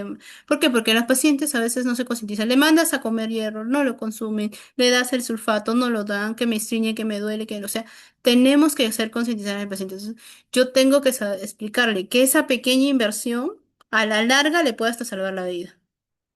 Por ejemplo, en el caso de mi paciente que estaba anémica, la atendieron con hemoglobina de 10 y al final terminó muerta en sala de porperio. Joven, 22 años. O sea, es decir, no solo si está en el lugar donde no tenemos banco de sangre ni... Ay, perdón. No solo eso, si está en un lugar donde no tenemos banco de sangre ni sala, puede hacer hemorragia, le da un paro y no termina bien, hacen edema. Así es, Leslie. Obstetra, si la gestante está bien su hemoglobina, igualmente se le puede administrar. Dependiendo, mira, Milagros, ¿qué sería bien para ti? Para mí bien sería, para mí, ojo, porque la norma técnica no te dice esto, pero la norma técnica te dice, ya, para ti bien es de 12 para arriba, para mí bien es que esté 13. Y si mi paciente tiene 12, ¿le puedo administrar hierro? Sí le podría administrar. No le estoy haciendo nada daño porque es una vitamina. Explicándole con casos, ejemplos, imágenes, así nos puede entender. Así es, Leslie. O sea, para concientizar yo a mi paciente, yo tengo que mostrarle imágenes, videos, ¿no? Cómo se debe trabajar. O sea, ¿le puedo explicar el procedimiento de aplicación de Venofers? Otra vez les explico, ya. Bueno, ya lo que es la consejería, la orientación que debo de darle, ¿no, Karim? Y le voy a hacerme lavado de manos, voy a cargar mi cloruro con mi equipo de venoclisis, eh, elimino 500 a chorro, ¿no? 500 a chorro, y los 500 que quedaron, 250 lo voy a administrar vía em, el cloruro 250 lo voy a administrar a chorro, y los 250 que quedan, ahí recién le voy a aplicar la ampolla. Luego de que le aplico la ampolla, ya comienzo con el goteo, ¿no? Antes de eso, mientras yo ya le voy a ir monitorizando, ir pasando chorro el cloruro, voy aprovechando en tomándole la presión. Le tomo la presión arterial en ese momento, voy aprovechando midiendo los latidos. O sea, siempre estoy haciendo algo, no lo voy a estar mirando a la paciente o estoy con mi celular, no, o sea, tengo que mostrarme cómo estoy con la paciente, ¿cierto? Y luego las gotas, ¿no? Las gotitas, comienzo con directo, 20 gotas por minuto y ya vemos cómo va, si está todo bien, podemos aumentar un poquito más, pero Lo ideal es lento, siempre lento para evitar, ¿no? Algún tipo de complicación. Ujú. Así es, Karen. Ok, Karen. Listo. Y esto es algo que deberíamos de... ¿Por qué? Porque a veces la paciente está con náuseas. Por ejemplo, yo sufro mucho con las adolescentes. Mis pacientes adolescentes son una bomba de tiempo. Mi paciente más joven tuvo 10 años, adolescente. A ver, dile que coma hierro, vaso, sangrecita. Pacientes de 16, 15 años se cuidan mucho, no quieren comer nada, que no, que voy a subir de peso. O sea, a ellas, pues, hierro sí o sí, porque de verdad no. 250 chorro tiene que pasar en un tiempo determinado. No. Solo lo que, dependiendo del catéter que hayas colocado también, ¿no? O sea, y esto va dependiendo mucho de la experticia. Por ejemplo, si yo pudiera colocar uno de 16 sería genial, ¿no? O sea, si tú tienes el hábito de colocar uno de 16. Pero usualmente máximo, bueno, estamos colocando 18 o 20, ¿no? Entonces va a depender del calibre también. Pero sí, el chorro no hay problema. Lo otro sí que sea, tratemos de que sea 20 gotas por minuto. ¿Sí? Ok, avanzamos. Entonces, sí, eso sí quedó claro. Por favor, el tema de precios, que sea la última vez que lo voy a escuchar tampoco. No, de verdad, es que hay que hacer valer el trabajo, es el tiempo en el que se están tomando en realizar, en llegar, en acudir, en capacitarse. Están invirtiendo no solo vean el tema de que están invirtiendo su dinero, su tiempo es más valioso que todo. ¿No? Entonces, para yo poder colocar un hierro, me he capacitado, he ido a una charla, en vez de estar relajándome quizás en casa con la familia, estoy capacitándome a las 8:23 de la noche, ¿no? ¿Qué más? Ok, entonces, protocolo para la atención inicial. Les quería comentar, sí, tenemos 10 minutos de receso. ¿Les parece si lo hacemos al final o desean ya tener su receso para avanzar? Porque yo sí hablo y ya no paro. Al final, dice. Ok. Ujú, ya, listo. Entonces vamos avanzando. Licenciada Teodosio, ¿la ampollita se pasa de frente o se diluye en 200? No, lo diluyes en los 250 que quedaron. ¿Podría repetir la administración del hierro?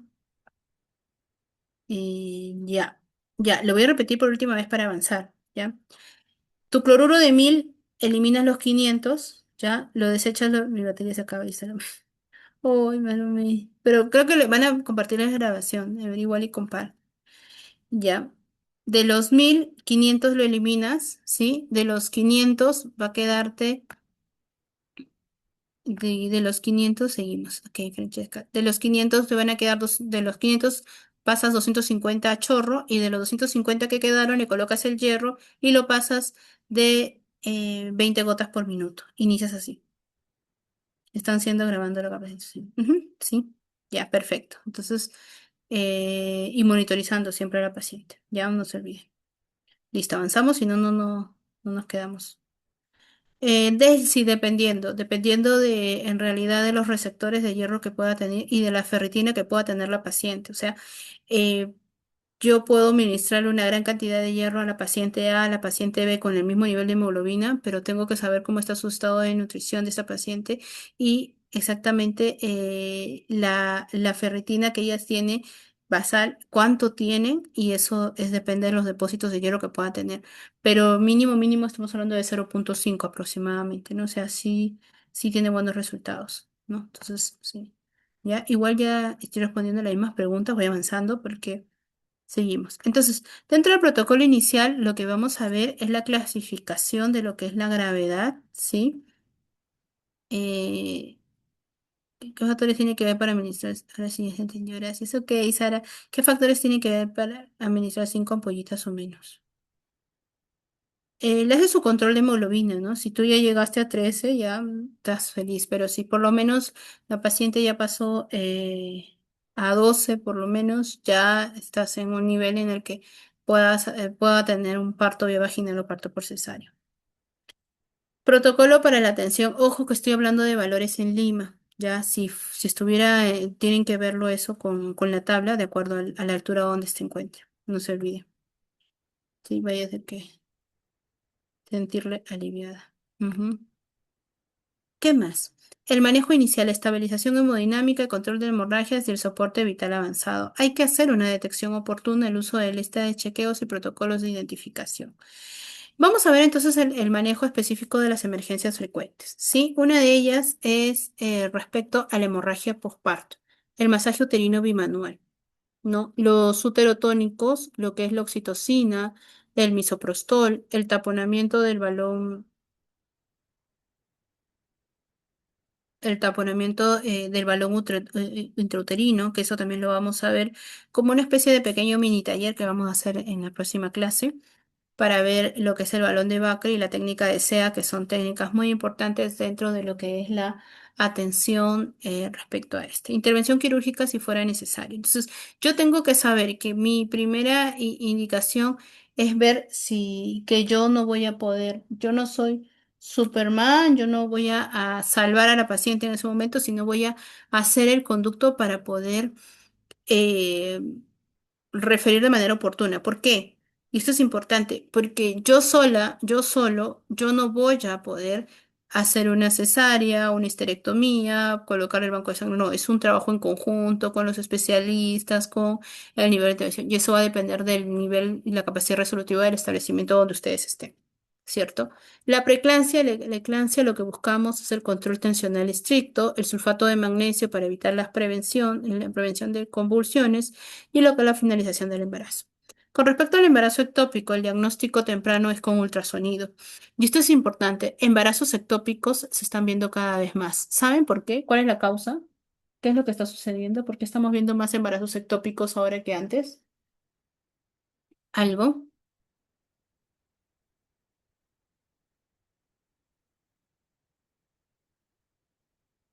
Causas, causas. Y esto es importante porque se están viendo los embarazos ectópicos, abortos, ya.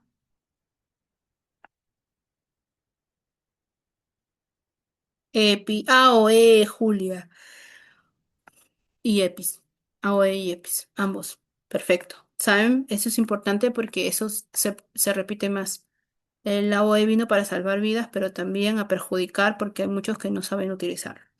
Entonces se está generando que haya más embarazos ectópicos que antes. Si ustedes se dan cuenta, es importante. Antes no se escuchaba mucho de esto y ahora sí. Entonces, el embarazo ectópico, toda paciente que tiene sangrado, primero lo que tenemos que hacer es el descarte de embarazo.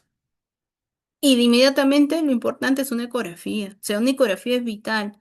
Algo que yo siempre digo, la ecografía es como la extensión de tu mano derecha en los obstetras. O no, ¿por qué? Porque si tú no, si tu paciente no visualizas, tiene un descarte de embarazo, le tienes que ver a nivel intrauterino, porque hay muchas pacientes que vienen asustadas y dicen, estoy embarazada o estoy con retraso, no lo sé. Una ecografía es vital para saber si primero quiero saber si esa gestación es intrauterina o extrauterina, porque más allá de que no lo hayas planificado, no quiero saber si en realidad está en la cavidad que corresponde. Y más aún si esa paciente es continuadora de EPI, es una paciente recurrente de que está tomando anticonceptivos orales de emergencia, pero a diestra y siniestra. Entonces, eso es importante saber, ¿no? Que mi paciente, cómo está, si esa gestación sea o no sea planificado, quiero saber si está a nivel intrauterino o no. Yo he visto embarazos ectópicos, un embarazo en mi vida ectópico en el momento de la ecografía de 8 semanas. Fue el único, o sea, a cuestión de segundos, perdón, ya exagerando, de minutos de morir, porque eso hace una ruptura tubárica y es un shock hipovolémico terrible. La paciente comenzó ya a desmayarse cuando le hice la ecografía y dije, ella llegó muy bien caminando y ya de emergencia. Suerte que el establecimiento donde yo estaba frente a un hospital y la llevamos de emergencia. Inmediatamente pasó a sala de operaciones. Le hicieron, no, querían corroborar, le hicieron la ecografía otra vez, porque son terribles, a pesar de que se le mostró todo, no, que privado, que no sé qué, se salvó la vida de la paciente, pero imagínense el riesgo de que ella, que si ella, no, si nos hubiéramos demorado más, o no lo hubiéramos diagnosticado a tiempo, o simplemente le hice la ecografía por hacer, pues eso es importante, ¿sí? Intrauterino o no. Primero, tengo prueba de embarazo, ya voy a iniciarle, no, voy a hacer una ecografía, claro, pero tengo que, o a veces hay mixto, ¿no? Intrauterino y a nivel extrauterino también. Entonces, casos extremos, pero hay que pensar en todo. Manejo quirúrgico urgente, laparoscópico, la reposición de volumen y lo que es la sepsis puerperal, el antibiótico de amplio espectro, el soporte hemodinámico y el control de foco infeccioso. Eso es importante. Hay que evaluar una sepsis, causa de sepsis, así, básico. Causas. Primero, ¿la sepsis se puede evitar o no? ¿Se puede evitar o no se puede evitar?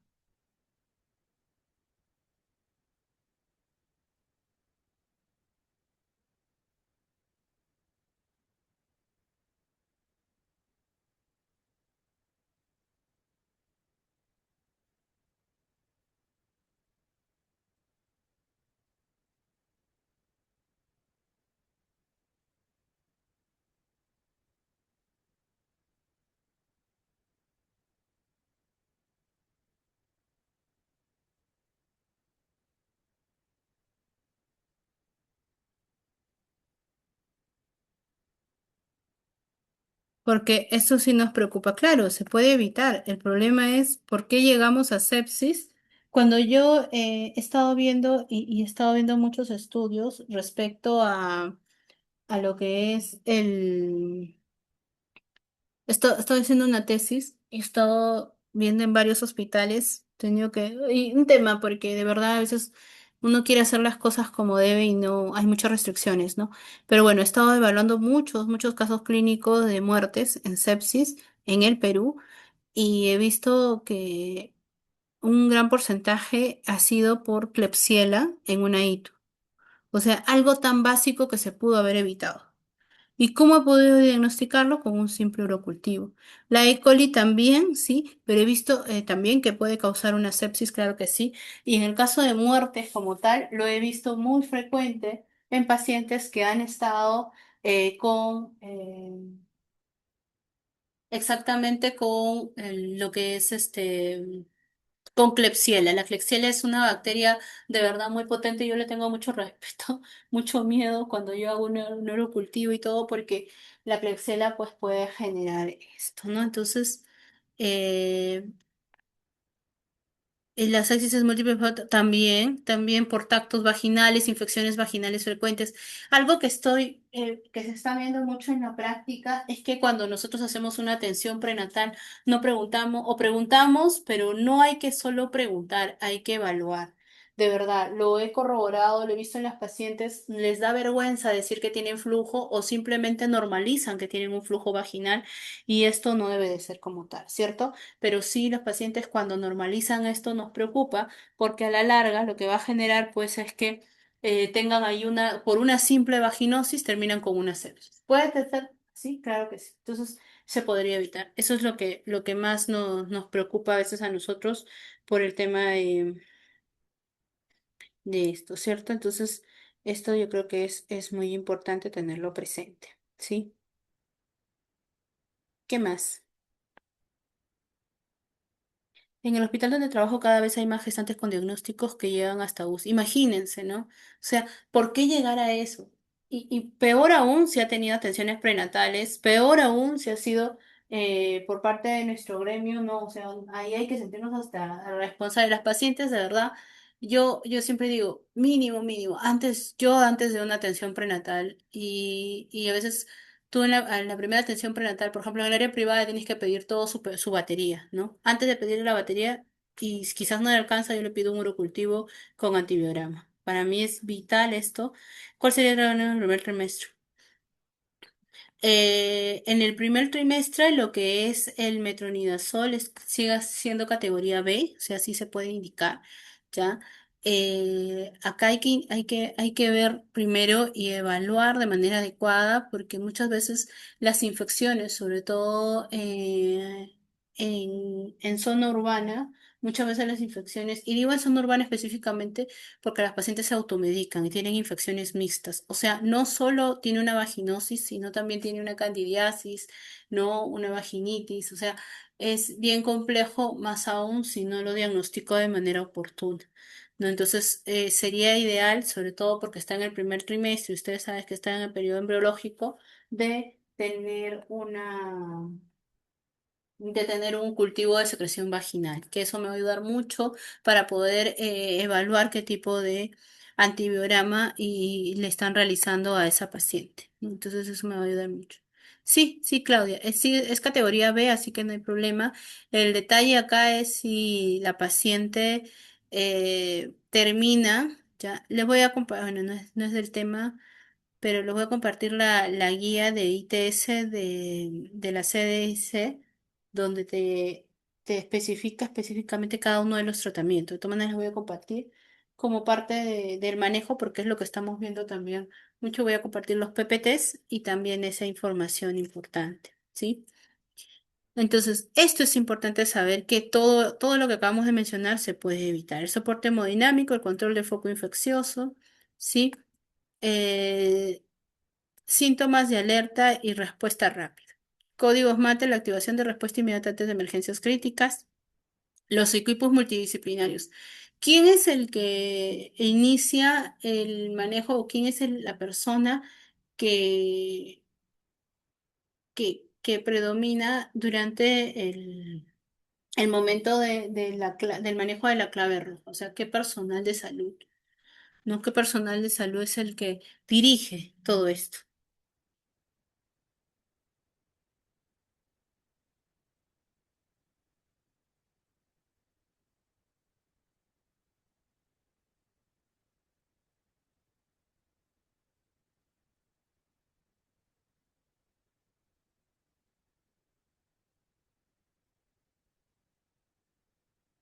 A ver, dice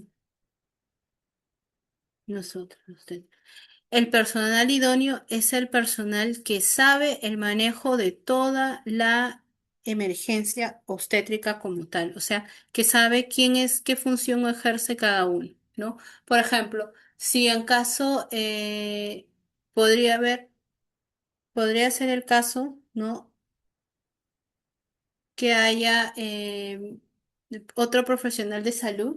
Por ejemplo, podría haber médico general, pero quizás no sabe el manejo de la clave roja, entonces ahí igual los obstetras son los que tienen todo el dominio de poder realizar todo esto.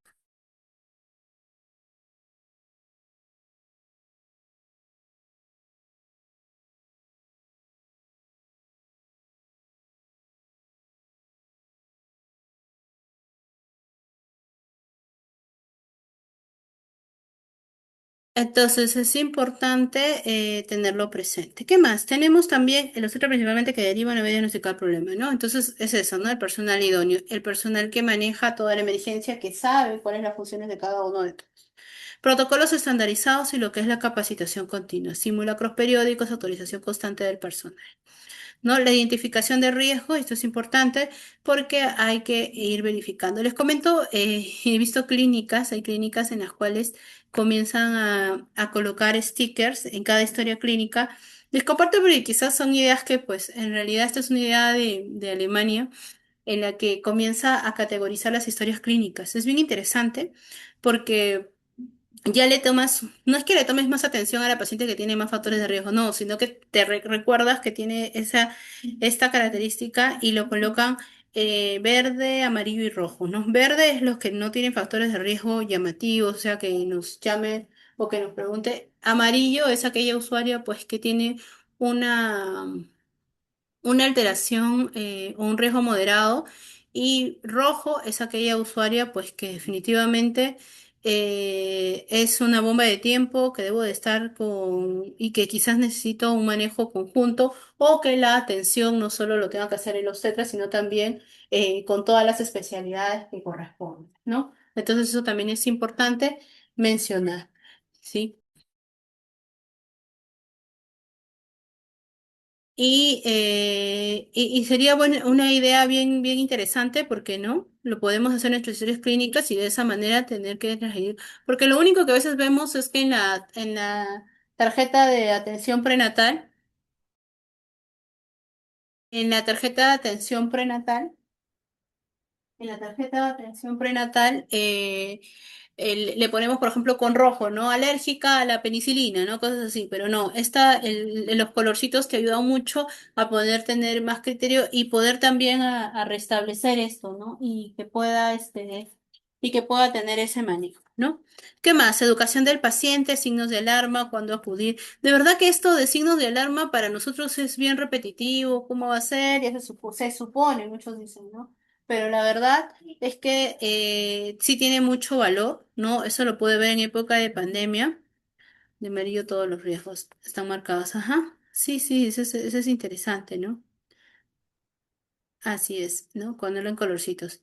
Y les comentaba esto, sí, les comentaba esto, porque aquella usuaria que tiene por ahí eh, que tiene el tema de la que es la historia, ah, ya, los signos del alma. Les decía esto que parece tan trivial para nosotros, pero sí ha sucedido. Yo en época de pandemia me dediqué mucho a las teleconsultas y las teleconsultas eran muy frecuentes. Bueno, sí, estoy perdiendo líquido hace más de una semana, sí, pierdo líquido, es normal, sí, me paro cambiando de truza 5 veces al día, me pongo una toalla higiénica porque mojo demasiado, o sea, eso que para nosotros, que no tanto lo decimos, en realidad sí es importante. Pérdida de líquido amniótico, tienes algún flujo diferente, tienes una sensación de no solo alta térmica, sino un termómetro. O sea, los signos de alarma son vitales, porque estos nos van a dar luces de que esa paciente pues está pasando por otro periodo de mayor riesgo. ¿Sí? Sangrado, cefalea, visión borrosa, dolor abdominal severa, ausencia de movimientos fetales y fiebre persistente. ¿No? Ahorita tengo una paciente que está constantemente está con, justo hoy día ahí estaba con una teleconsulta y su TSH estaba volando, está con hipotiroidismo, le indiqué y no tiene factores de riesgo. O sea, pacientes mayores de 35 años, de verdad, yo les tengo mucha, a las adolescentes incluso les tengo más tranquilidad que con las pacientes mayores de 35. Las pacientes mayores de 35, la gran mayoría veo que, y también lo corrobora también la literatura, que tienen, y lo tengo que ver con el endocrinólogo, porque ya está con la resistencia a la insulina, ya está con la diabetes gestacional, ya está con el hipotiroidismo. Es bien frecuente. No se olviden de esto. ¿Por qué? Porque a la larga pues puede haber una o perjudicar esto. Les comento algo y esto creo que es muy importante.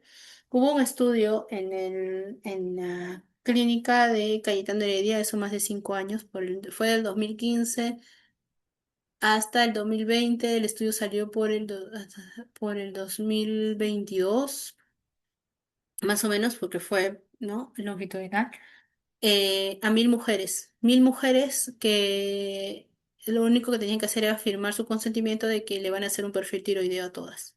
Miren, de estas 1.000 mujeres, el 13% tenía hipotiroidismo. De manera general, sin factores de riesgo, o sea, todas las gestantes que querían hacer.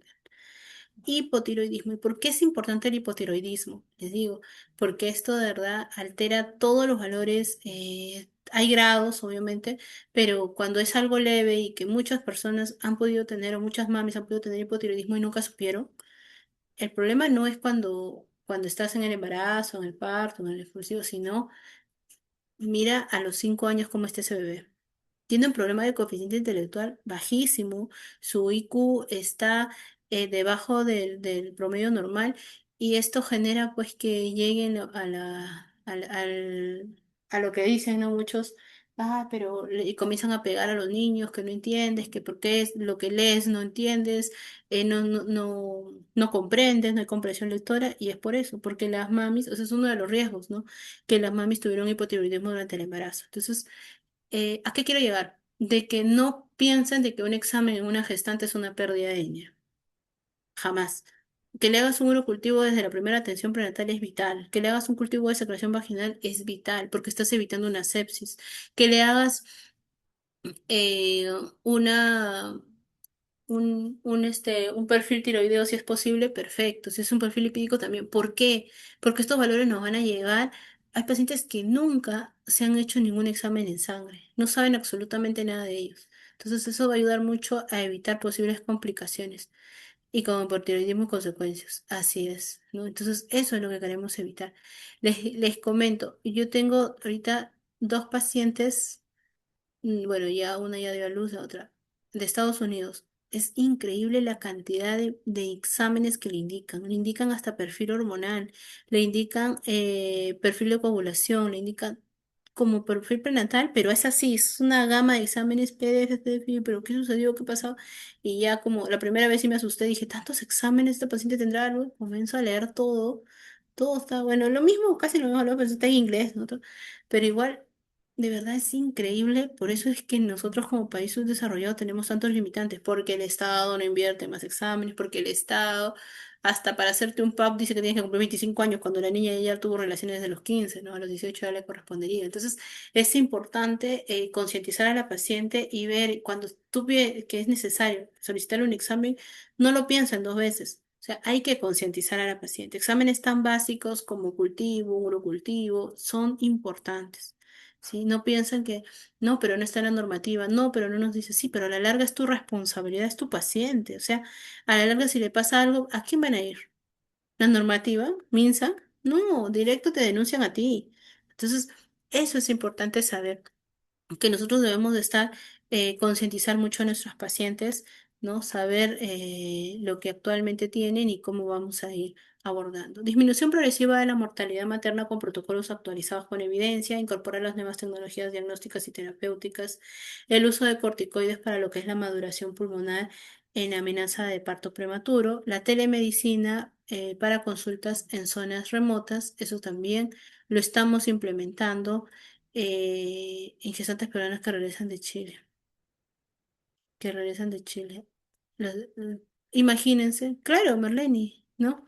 Quizás estás en el límite y todos los meses, de verdad, yo con un urocultivo, yo no me hago problema, es lo básico, o sea, para mí sí un urocultivo, por ejemplo, las matronas en Chile hacen sus atenciones prenatales y yo hago eso, cada atención prenatal con su ecografía.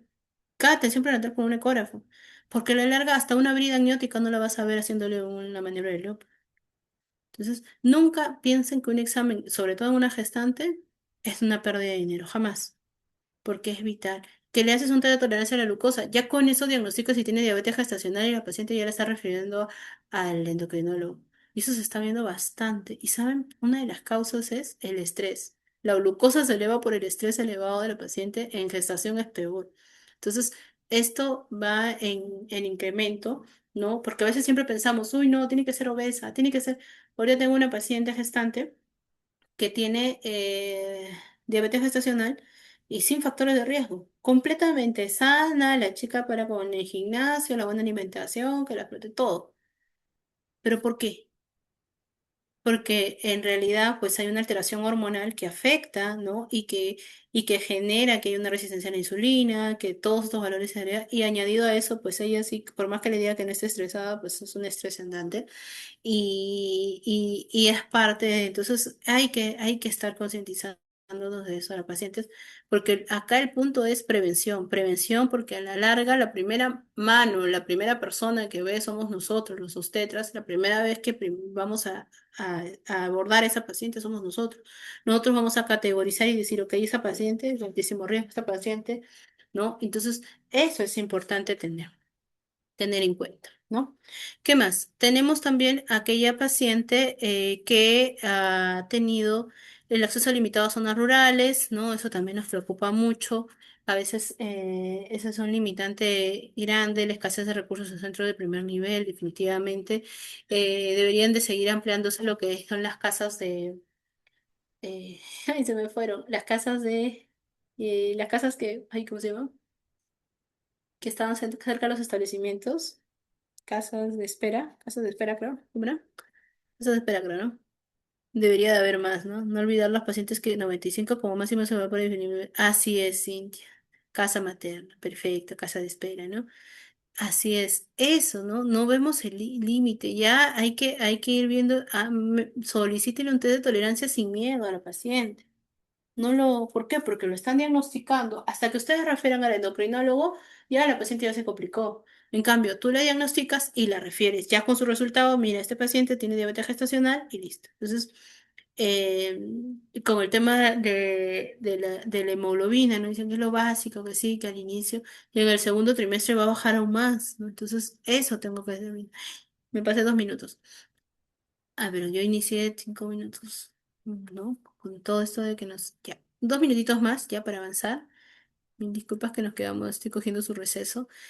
Reducir lo que es la mortalidad materna en menos de 70 a 100.000, eso era para el 2030. Miren, de verdad hay mucho que trabajar. Yo no sé quiénes de acá hacen teleconsultas, ¿ya? Pero nosotros estamos trabajando mucho con el tema de las teleconsultas. Yo hasta ahora, por más que trato de, ¿no? Siempre estoy tratando de, no estoy ahorita en el Perú y igual estoy, que no, estoy de vacaciones, pero igual estoy haciendo las teleconsultas porque urge. O sea, las pacientes necesitan esto. No sé si ustedes hacen teleconsultas ustedes. Cuéntenme, díganme, ¿hacen, no lo hacen? Sí, no, tal vez alguna vez. Lo voy a hacer, no lo voy a hacer, lo voy a pensar. Porque hablamos mucho, ¿no? Esto de la telemedicina que es vital. Sí, sí, dice Teodosio, perfecto. ¿Y cuánto cobran? No, ¿cuánto cobran? Telemonitoreo. Pero ojo, no la teleconsulta de tu establecimiento de salud que tú le tienes que hacer, ¿no? Eso es otro. Me refiero a una teleconsulta como paciente privada, porque también hay pacientes que si bien es cierto trabajan en área pública, quieren una consulta aparte, ¿no? Que quizás lo quieren hacer un domingo o en la noche donde el establecimiento no está y les surge. Entonces, eso también cuenta como algo adicional. Y no es que te estés robando al paciente al final ella decide dónde atenderse o en qué momento hacer la teleconsulta. Donde trabaja el público, privado, pero bueno. Ya. Tienen que hacerlo, tienen que hacerlo. Las teleconsultas son muy importantes. Miren, en cuanto a las teleconsultas, yo lo mínimo que les digo, yo hago teleconsultas, mínimo, una teleconsulta se cobra, no tenía en cuenta que tenía, claro, se tiene que hacer. Es que, miren, ustedes nunca, o sea, nunca por nunca, si están en un sector público, ya me trabajo en el sector público, yo no le puedo dar mi teléfono privado a mi paciente de la nada porque luego me va a estar llamando y me va... Yo, por ejemplo, a mis pacientes yo nunca respondo llamadas. Jamás. Llamadas nunca respondo. No, llamadas nunca respondo. ¿Por qué? Porque si yo le respondo, ojo, no es que sea maldad ya, pero yo siempre digo, a mí me cuesta todo, ¿no? O sea, lo poco, lo mucho, lo demasiado que haya estudiado y que me siga capacitando me cuesta. Entonces, si yo respondo la llamada, la paciente me va a decir esto, yo le voy a responder y al final terminé de hacer la consulta, ¿no? Entonces siempre le doy un WhatsApp, ¿no? Le digo, bueno, ya puedes pasar por teleconsulta, el mínimo es 20 soles. Mínimo. ¿Cuánto debería cobrar? Jefferson. Mínimo 20 soles. Y van a decir, ay, usted pero tan poquito que voy a hacer con 20 soles. Ah, ya, pero mínimo 20 soles y que tengas 5 teleconsultas al día son 100 soles. Por 30 días, 3.000 soles. ¿Dónde? Lo hiciste en tu casa, echado o echada.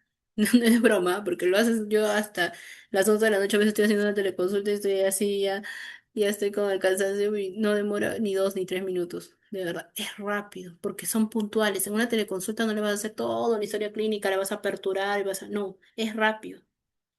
Entonces, ¿y cómo capto esos pacientes? Ah, ahí viene el trabajo. Ahí viene el trabajo.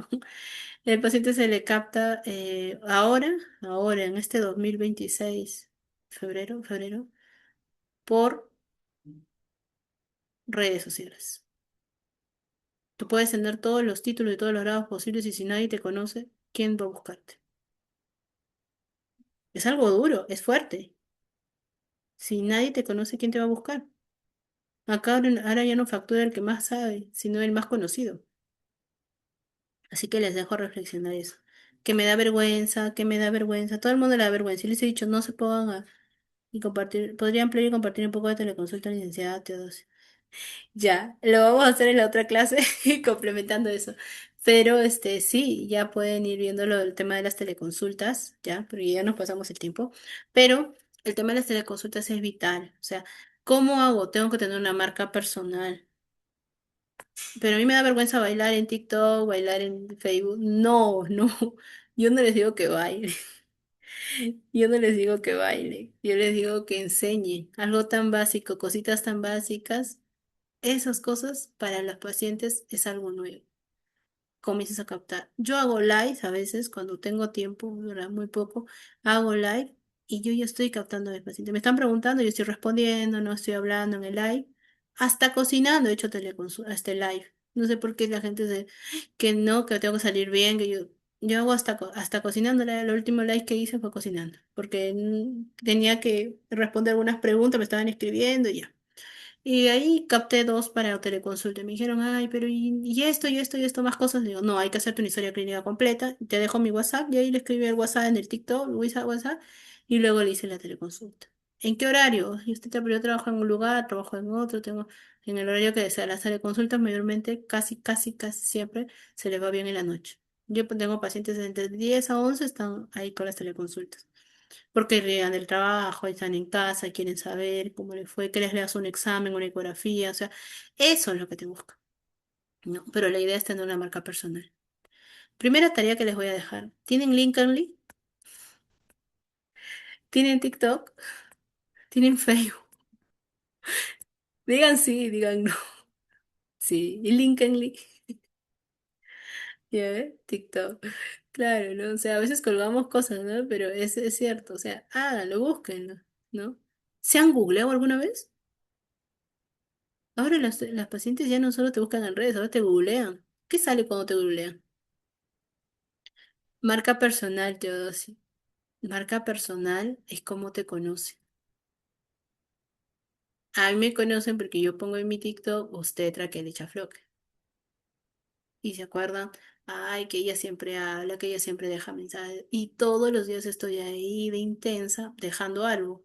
Así sea una frase de animar el día para que se acuerden que yo existo, para que se acuerden de que yo soy obstetra, para que se acuerden de que yo le puedo resolver su problema, para que se acuerden que yo le puedo atender su parto, para que se acuerden que pueden venir a mi consulta. Para eso. Esa es una marca personal. Marca personal es como te conoce. LinkedIn, Joana. Ya te falta el LinkedIn. Vamos bien. Si solo te falta el LinkedIn, vamos bien. Pero sí, LinkedIn también tenemos que tener. La última convocatoria de mi universidad donde yo trabajo uy, fue en LinkedIn, ¿no? O sea, si no tienes LinkedIn, ¿cómo te enteras de que estaban necesitando obstetras eh, para, para trabajar en la universidad? Entonces, es importante, por favor, no solo es que yo me capacito ya, pues un certificado más. Sí, el Linkly es como un Facebook, pero profesional. Y Evital, ahí mayormente es para cosas un poco más académicas que cuelgas, ponte, ahorita terminas el curso y te dan un certificado, cuelgas, este curso lo llevé, bueno, y aprendí y ya. Ahora las pacientes hasta en LinkedIn te buscan, pero no sabemos qué es LinkedIn y tenemos que saber, tenemos que manejar eso, porque es la única forma. En mis épocas, yo para generar pacientes, yo mandaba a una señorita, a un joven a volantear. Ahora ya no se hace eso, ahora todas redes sociales. Entonces es importante eso, ¿sí? No es solo saber más, sino también ver en qué me va a producir, qué es lo que voy a hacer. Ya les di ideas. Hoy día les he dado la idea del hierro, les he dado las ideas de la marca personal, les he dado las ideas. Los minutos que pasan están haciéndose menos conocidos. Entonces, véanlo por ese lado, ¿sí? ¿Cómo creo el LinkedIn? Igual que en Facebook, igual, tal cual. Pon Linkly, lo descargas en tu celular si deseas ahí y haces igualito que el Facebook. Creas una y le pones tu foto, nada más. Sencillo. ¿Dónde trabajaste? Si trabajaste en algún lugar, donde estudiaste, nada más. Linkly. Es importante. Listo, colegas, nos estamos viendo entonces. Ha sido un gusto compartir con ustedes. Nos estamos viendo en la próxima clase mañana. Y cualquier consulta.